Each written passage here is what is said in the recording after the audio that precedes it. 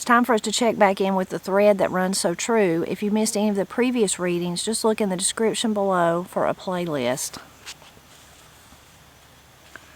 "This is the surprise I have to show you," I said, after I stood there looking at her for some time. "What's this, Jesse?" she asked as she took the manuscript. "More articles about education?" Before I had time to answer her, she had turned the first page. "Oh, poems," she exclaimed. "Are these yours, all of them?" "Yes," I admitted, "and I want you to see them. I want to know what you think of them." Then we sat down, and she turned the pages and read. I sat and watched the expressions on her pretty face while she read poem after poem. Often she laughed as she continued reading. Sometimes she smiled. More than once she wiped tears from her blue eyes. "Jesse, I've always thought you had something to you," she said, turning away from the poems toward me. "But I didn't know you had this. I think these poems are excellent. This reads like a novel. Maybe I'm wrong. Maybe I'm not a good judge. But I've read poems in the big magazines not any better than these." "Then you really like them?" "I certainly do," she said. "These poems stir me. It wouldn't surprise me that you don't have a book here. I like this title, too, Man with a Bull-Tongue Plow." "I'm glad you like the poems in the title," I said. "Not anything could please me any more." "Would green apple pie and hot coffee?" she said laughingly. "You know what pleases me most," I said, for I did like her pies and cakes. Other people in Lansboro did too. When Naomi Dean's church had a bake sale, her pies and cakes brought the most money. They were often sold to customers who were not members of her church. I had been one of those customers. "You'll have to help me make the coffee," she said. "Come along." We went into the kitchen where we laughed and talked while we made the coffee. We had made coffee and had eaten pie and cake in this kitchen many times before. Tonight the wall of darkness fenced us in. We were in a cozy little kitchen, and we didn't talk about schools. We didn't mention Greenwood County's fight against the city of Lansboro. We didn't mention any of my enemies who were her friends. We forgot all of these things as we sat down at the kitchen table to eat pie and drink coffee. "This pie is the best I ever tasted," I said, soon as I'd taken the first bite. "It's the best pie you've ever made." "I'm glad you like it," she said, smiling at me across the table. "This coffee is wonderful too," I said, after I'd downed my first swallow. Then we sat in silence and looked at each other. On this night, Naomi Dean was lovelier than any one of the best lyrics in the English language. I'd been striving since I could remember to write one or more of these lyrics. The years had flown by like young winds over the empty fields of spring since I had met Naomi Dean. I dated many girls, but I always returned to her. "Wouldn't it be wonderful if you and I had a little house with a kitchen like this one where we could sit in the evenings and eat green apple pie and drink hot coffee?" I said. "There's peace and beauty within these walls with you." "That's a nice dream," she answered, smiling sweetly, "but how could it be a reality?" "Why couldn't it be a reality?" I asked. "Well, maybe someday it will," she answered. Maybe someday, I thought, but when? Thoughts flashed through my mind. Naomi Dean knew that I was making $125 a month, but I wasn't getting my salary. She knew I didn't have any promise of ever getting it. I was working for exactly nothing. I couldn't pay a barber to shave me. I shaved myself. My cousin Glenn Hilton cut my hair for exactly nothing. I shined my own shoes and pressed my own clothes. Naomi Dean knew this, too. She knew that on more than one occasion she had put her money into my hand to buy tickets to see a movie. She had paid for the coffee and sandwiches after the show. Naomi Dean knew the value of $1, too. She, too, knew what it was to have ambitions and to want to do something constructive and worthwhile in the world. She had borrowed money to pay expenses of her first year in college. Not many, if any, of the young girls that had grown up in Lansboro had done this. After she attended college for 1 year at Morehead State Teachers College, where she made excellent grades, she was granted a teaching certificate and taught her first year Lower Lambert Rural School, which was not far from Mountain View. Often when she returned to her home in Lansboro, she rode horseback 18 miles through the rough winter weather. She paid back the money she had borrowed, then she borrowed again and went back to Morehead State Teachers College to finish her second year. She returned to teach for a second time in Greenwood County's rural schools. She taught school to pay her college expenses until she graduated. Then there was a vacancy in the Greenwood graded schools. She applied for this position and got it with a raise in salary now that she had teaching experience and her college degree. She received $80 a month. On this salary, she bought her clothes, helped put a bathroom in her home, and had helped her family financially. By the practical experience of educating herself and working for her money, she had learned the value of a dollar. She knew that it was next to impossible for two people to live on one teacher's salary. She knew that regardless of our love for each other, each of us would have to work and each of us would have to get paid before we could be self-sufficient. This was the reason we hoped and prayed, same as the other young members of our profession, that we would get a raise in salary someday. You know, Jesse, we have educated ourselves for the teaching profession, Naomi Dean said to break the silence that now engulfed us. We are supposed to be intelligent people. We have to look at this situation intelligently. We have to face the facts. I didn't answer her because I didn't like the facts. She knew that I didn't. "Come and let's clear the table," she said, smiling at me. Then she carried the few dishes from the table to the sink. While she washed them, I dried the dishes and put them in their places. I knew where to place each one, for we had washed, dried, and put the dishes away many times before. "You play records while I read the poems," she said, after we had finished with the dishes. "Would you like to?" "I would love to," I said. We went back into the parlor where I played recordings of Schubert's music slowly and softly while she read aloud from the poems I had brought her. I played over and over Serenade, Strauss's Voices of Spring, and Mendelssohn's delightful overture to Midsummer Night's Dream. Often tears came to Naomi Dean's eyes when she read some of the poems. She found the mood of winter in them. She found the sadness of Schubert's Serenade in them, for I had played this record over and over while I composed them.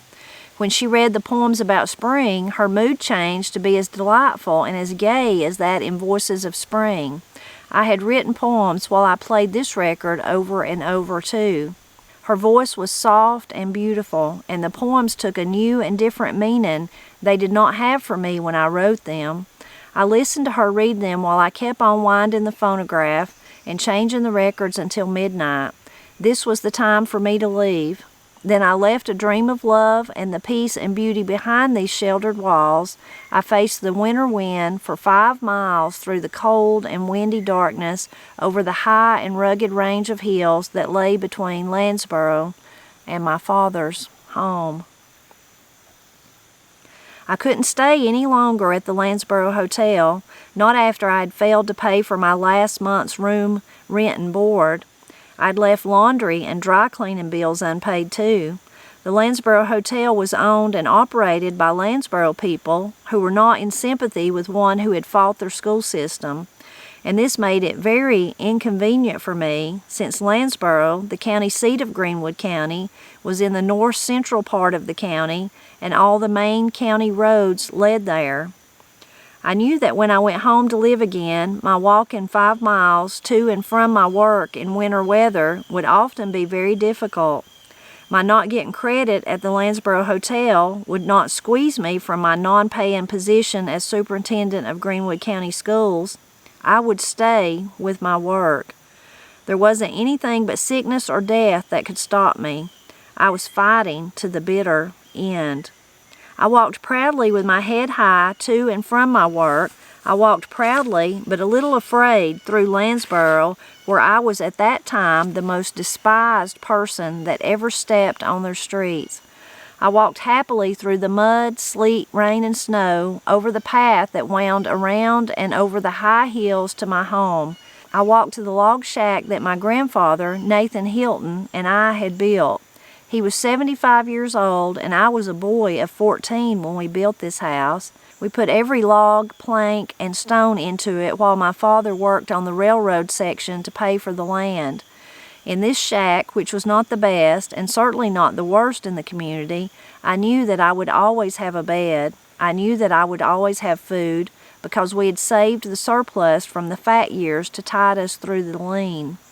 There couldn't be any squeeze put on me, forcing me to leave my job because of food and shelter. My legs and my wind were good. 10 miles a day wasn't any walking for me. Often I walked to my office with ice frozen in my hair, for I went bareheaded regardless of rain, snow, and sleet. When I reached my office in the morning, I would have a sheaf of almost indecipherable poems I had written in the winter rain so I could catch the exact sound of the water hitting oak leaves. When I saw something along the way that excited my brain to poetic moods, I sat down on a stump, log, or rock and jotted down the ideals that came to me, just as I had done when I worked on the farm the summer I was elected superintendent of Greenwood County Schools. This was the only time I had now. I could not write these moods in my office. I was too busy. But after my day in the office, after the city was blanketed in darkness, I would remain in the office and use the county typewriter and the county's minute book stationery and type these poems. Lacking one day of 11 months from the time I had written the first of these poems, I wrote the last one. It was number 703. Writing these poems had been my recreation. They had been great enjoyment. While I was working on the farm and writing them, it was something different from farm work. While working as county school superintendent, writing them was a change from my school problems. Writing them gave me mental rest. After the rural schools had successfully ended and grades from the thousands of rural pupils had been recorded and were filed in my office, I launched a 4-point school reform program. I gave everything I had to this writing. I threw every ounce of creative energy I had into this fight for reform in the public school system. This was practically the last thing I did while I was superintendent of Greenwood County Schools. I first tackled the dual school system in Kentucky. I couldn't understand why we should have a city school system and a rural school system with two different kinds of taxation, with different school laws, yet both school systems subject to the same state Department of Education. I couldn't understand why a child born in the city or town should have a better education than a child born among the valleys or on the hills. Why shouldn't a boy at Sassafras, Kentucky be as well educated as a boy in Louisville, Kentucky? Why shouldn't a boy in Chugwater, Wyoming be as well educated as a boy in Boston or Manhattan? It seemed to me the democratic public school system needed some democratic reforms. If ever any man was to see the need of this reform, I was in the right place to see it. The 4 independent city school districts in Greenwood County paid their teachers a decent wage, which was exceedingly high in comparison with the salaries of our rural teachers. The superintendents of these independent districts had office and personal expense accounts and salaries approximately 3 times the amount I received. Yet I had the largest school system. My school system covered hundreds of square miles, while their school systems were small and compact. They didn't have to drive their cars in the mud to visit a school. They didn't have to worry about ragweeds coloring their pant legs. They didn't have to worry about too much of anything. One of these independent districts in Greenwood County, located where railroad wealth was concentrated, hardly knew what to do with the public tax money it received.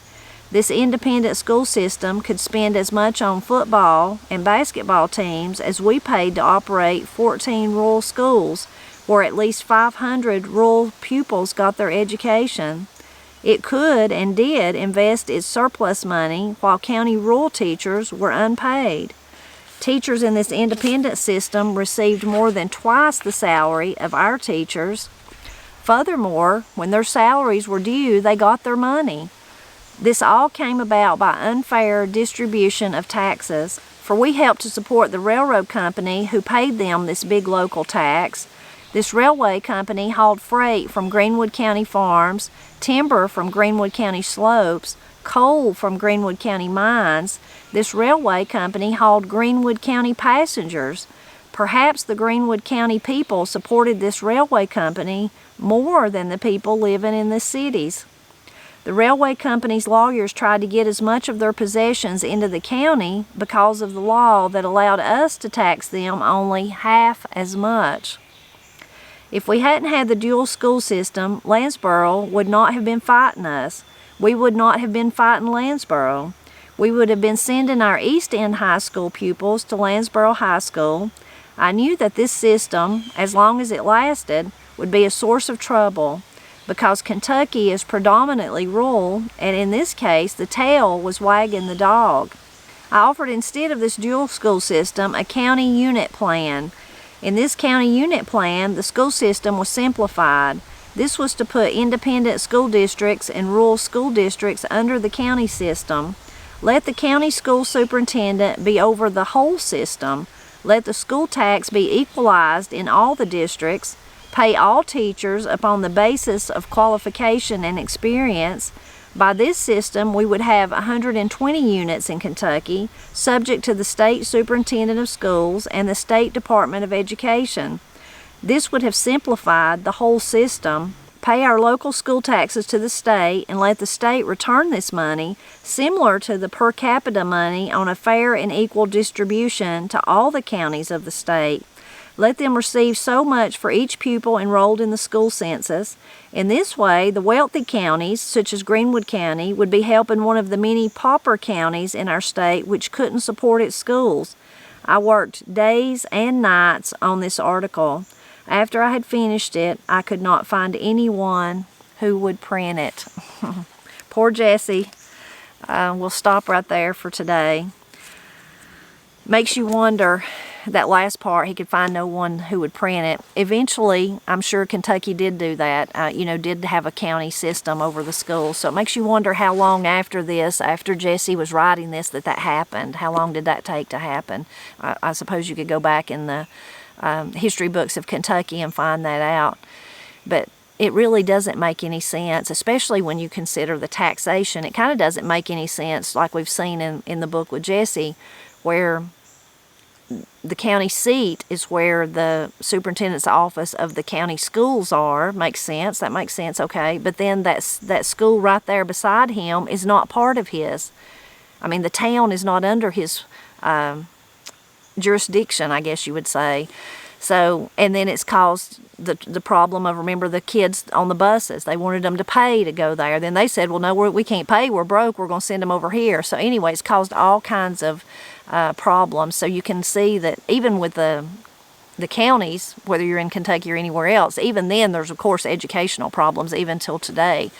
And fusses and fights about districts and different things like that. But you can certainly see why Jesse was on the right track there. That made no sense, especially when you thought about the taxation, that those small independent school systems got paid more through taxation, just the way it was set up, than he did. His Greenwood County schools, even though they had the largest section, which made no sense. Anyway, then he couldn't get nobody to print it. Nobody wanted to make change or kick the bucket, I guess.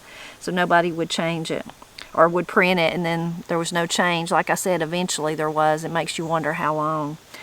I love the beginning of this one when Jesse's sharing his poems with Naomi. Now we know that he loves Naomi. And just the description of their little cozy kitchen. Wasn't that wonderful? That's at her parents' house, though. Just the description of it, and just them sitting there with their green apple pie and their coffee, and how cozy it is, and then, of course, that they're in love. I did think it was interesting. He said he was going through all this list of things they didn't talk about, and he says one of them is my enemies who were her friends. So it makes you wonder. I'm sure it was some of that political stuff of the school. So some of the people that was kind of friendly with her did not like him. They were his enemies. So I thought that was interesting. It seems like that didn't bother Naomi too much, though, and it didn't bother him too much. when he's talking about his poems and she starts reading them, I loved this line. It was my favorite from this part. He said it was like young winds over the empty fields of spring. Oh, that's so beautiful, isn't it? Young winds over the empty fields of spring. Living close to the land and having gardens, and therefore paying attention to other people's gardens, like when I'm driving up and down the roads in the spring of the year, thinking about cornfields, big gardens like that. Small ones too, but those big ones come to mind. Maybe where they're growing silage or something like that. I can just see that. That's just so descriptive. That's immediately what come to my mind, was those fields where they've turned them over but nothing's been planted yet, early in the spring, and then the wind, a storm or just a breezy day in March or something. That is so, so beautiful. So I love that. And I guess Naomi was, and that's part of the enemy part, I guess, she worked for one of those other districts because she's still obviously getting paid. Jesse says she gets, the $80 a month, and she's even had to put money in his hands to pay for the tickets when they went to the show, when they went to see the movies, and then bought the sandwiches and whatever they ate afterwards. So I guess she worked for one of those little independent districts. Don't you think that at this point Jesse wishes probably that he wasn't in education maybe, but if he was, that he was just a teacher at one of those little districts, and he didn't have to worry about none of the stuff he's worrying about, and that he would be getting paid, that. Interesting to me that when they finish their coffee and their apple pie and they go back out, that he gets the records and starts playing them, and she reads with that music, and then he says it's no wonder that it touches her, because some of them he listened to over and over and over while he was writing those poems. That is really interesting to me as a writer. Most of my writing, of course, is on Blind Pig and the Acorn. But if you're a writer, you know that sometimes, whether you're doing if you're writing something, a newspaper article, or if you're a novelist and you're writing a book, sometimes you're very moved by something, and the writing comes easier. Sometimes when it's something maybe going on in your life and you feel it's really you have these powerful feelings, somehow that powerful feeling that you're feeling inside yourself, that emotion, comes through your writing. I think it comes through other creativity, creative things, whether it's painting or singing, all those things, but painting and drawing and sculpting and all that. You see works of art that move you. You read things that move you. And I think a lot of times it's because the person, the artist or the writer, was really moved when they were writing or sculpting or painting, whatever it was they were doing. But I love about the music, because sometimes I've found that if I'm kind of in a mood to write about something and I'm just kind of struggling, if I listen to some kind of music, I'm not listening to the types of music that he is here, him and Naomi, but there's certain songs, if I can listen to them just on repeat over and over and over, they make my writing easier somehow if I'm writing about something. I don't know, that's interesting. You have to tell me if you've had that experience. Maybe you've had the same experience if you're painting or something, and you want to listen to Mozart or something, or Tony Rice or whatever it may be, and then that somehow that creativity fuels yours, I guess, fuels it, makes it even stronger in a way. And somehow also, though, becomes part of that, whatever he was feeling. Like he was listening to those songs over and over and over, and if he was writing about the winter, the spring, whatever it was, and these poems were, I'm sure, about being close to the land and the mountains and the rivers and the planting and all that, and somehow that all combined together to be into his poem that he wrote. All those little feelings and emotions. I think that's fascinating to think about, how it can transpose and transfer and come along with it, even though it's not actually, he wasn't quoting, which those were instrumentals. He couldn't have quoted the lyrics. He wasn't even quoting the notes, but somehow they ended up in the poems too, because he had been listening to them. So I really loved that, because I've found myself doing the same thing. Of course, after they have that wonderful little night together, he's got to walk home. He's got to walk those 5 miles home, because now he's not getting paid no more. He's been kicked out of the Lansboro Hotel. They're not going to have any sympathy for him again because of that weird school district thing. So he's got to walk home all that way back, 5 miles back to his mom and daddy's house. But I liked how he described that was a place that he'd always have a bed. He'd always have something to eat. There'd always be a home for him there. that is so fortunate that Jesse had that. Now, not everybody does have that. You know, sadly, in our world today, people don't have that of no fault of their own. You know, you think of children that grow up in a home that's not like that. That's not their fault. That's their parents' fault, you know. But I like that. I like it because it's heartwarming, and I think it's the way it should be and all that. And of course I like it because it's the same for me. At any time I'd always have a home at Granny and Pap's after I had left home. And you know, whether I was working out in Canton or even after I was married, if I had so decided, I could have went back to Granny and Pap's. They might have told me to go back to math though, but I would have had it in my time of need. If I had lost all my money and, you know, wasn't getting paid like Jesse, I would have had a home to go back to. So I really love that. I like how he talked about those when he was writing those poems, and I love the inspirational part too, that whether he was back when he was that year when he probably wishes he hadn't took that job, when he was at his father's farm and him and his brother was doing all that agriculture to try to raise money, and he would be, you know, inspired by something, and he would sit down out in the field and write stuff down, if you remember that. Now he's writing stuff down on his way to school on those 5 miles. So I really love that he's looking around him and listening to the patter of the rain, or, you know, maybe I see the trees up there blowing or whatever it is, that he's inspired by that. But he says that creativity was his recreation. That was what he did for fun. That was what he was really interested in, and it really brought him great joy, and it took his mind off of all the Greenwood County problems, and he could just lose himself in there. I liked that. Creativity is like that, I think, for a lot of people. Maybe you're a quilter, maybe you're a cross-stitcher, maybe you're a woodworker, you know, blacksmith. It's just endless. The creative process, I think, really does offer a type of rest for people. And it's kind of good if you can have some kind of hobby, even if you never do nothing with it, but just for your own personal creativity and personal rest like that, or personal, I guess, an outlet for you to be creative and to focus on something like that that's not your regular life things, whether it's work like Jesse or something else. So I liked that part. And that's all I had for today to talk about. It's all I had wrote down, other than the who would print it. We know he didn't get nobody to print it, that part that I started with. An interesting part, we're getting close to the end of the book. You may be able to tell that just from Jesse's life's kind of narrowing, it seems like, and kind of focusing on himself, and now thinking about Naomi, and, you know, they should get married, but how can they get married because they have no money? You know, that cozy little kitchen at her parents' house, wouldn't that be wonderful if it was just their personal everyday life? But they're struggling with the money part because he's not getting paid. So I hope you enjoyed this part, and I hope you'll leave me a comment and let me know what you thought about it. And as always, I hope you drop back by next Friday. We've got to see what happens to him next.